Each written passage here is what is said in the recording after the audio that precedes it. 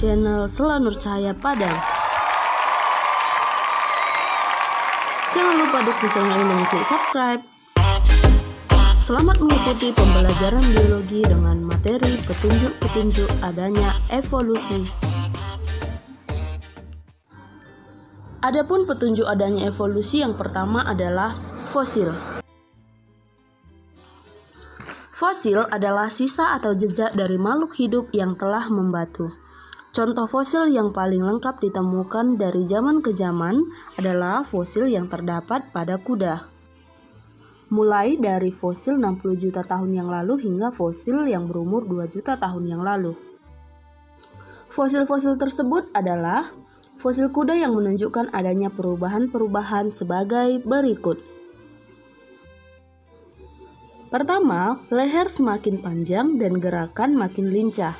Yang kedua, kepala semakin panjang, jarak ujung mulut dengan mata semakin panjang.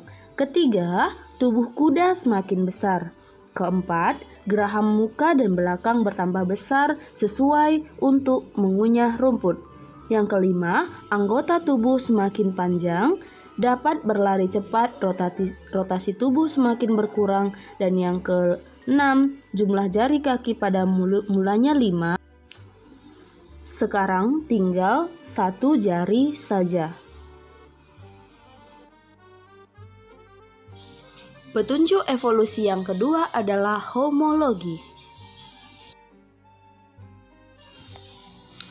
Homologi adalah organ-organ tubuh makhluk hidup yang mempunyai bentuk asal yang sama, tetapi mempunyai fungsi dan struktur yang berbeda. Bukti evolusi yang ketiga adalah embriologi perbandingan. Adapun urutan tahapan perkembangan embrio dari hewan-hewan tingkat tinggi adalah zigot, morula, blastula, gastrula, kemudian mengalami diferensiasi dan spesialisasi membentuk suatu organ.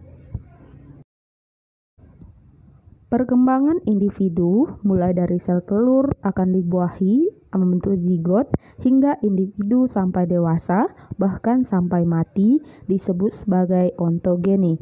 Terdapat kesamaan tahap-tahap perkembangan embrio hewan-hewan vertebrata sampai pada tahap-tahap tertentu. Sedangkan filogeni adalah sejarah singkat perkembangan makhluk hidup dari filum yang paling sederhana hingga filum yang ada sekarang. Selanjutnya yang keempat adalah pengaruh penyebaran geografi. Karena pengaruh penyebaran geografi, burung-burung finch di Kepulauan Galapagos semula berasal dari daratan Amerika Selatan, kemudian menemukan lingkungan yang baru yang berbeda dengan asalnya. Jadi varian-varian yang menemukan lingkungan yang baru itu terus berkembang sehingga nanti akan menghasilkan suatu spesies baru dan tidak dapat mengadakan interhibridasi dengan nenek moyangnya. Jadi itulah dia akibat geografinya yang berpindah. Yang kelima adalah variasi individu dalam satu keturunan.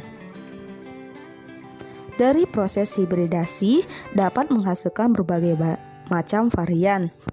Apabila proses itu berlangsung terus-menerus dalam waktu yang sangat panjang, maka akan terbentuk sangat banyak variasi-variasi. Akibatnya, keturunannya akan mempunyai sifat yang menyimpang jauh dengan nenek moyangnya. Yang keenam adalah petunjuk-petunjuk dari alat tubuh yang tersisa. Alat-alat yang tersisa dianggap sebagai bukti adanya proses evolusi. Alat-alat ini sudah tidak berguna, namun ternyata masih banyak dijumpai. Contohnya pada manusia adalah gigi taring, umbai cacing, dan kelenjar susu. Yang ketujuh adalah analogi. Alat-alat tubuh yang mempunyai bentuk dasar yang berbeda, namun karena perkembangan evolusi yang konvergen mengakibatkan alat-alat tersebut mempunyai fungsi yang sama.